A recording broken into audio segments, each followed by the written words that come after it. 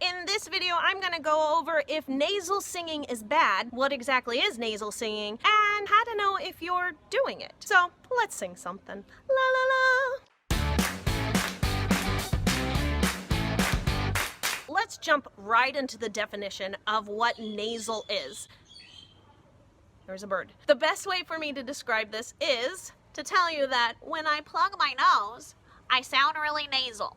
And that's simply because air is not coming out of my nose. Now, if I unplug my nose, I don't sound nasal because air is now coming out of my nose. That means that when someone says that you sound nasal, that means that there is not enough air coming out of your nose. I know, it's just this weird says nasal, but there's no air. That's just what it is. Nasal, no air coming out. The magic of overtones. So when you're singing, this sound comes out of your mouth. It's called tones or overtones.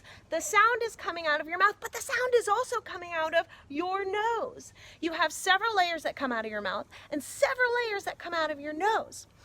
The difference that you can tell when someone has it or doesn't have it is like when you hear someone sing one note and it sounds good, and then you have someone else sing the same exact thing, but it sounds full and bold and it like seems to float or have that sparkle or ring to it.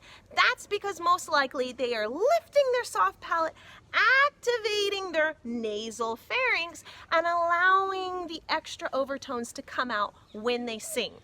If you want to know how to lift your pharynx in a little bit more detail, click the link below. I have a video on that as well.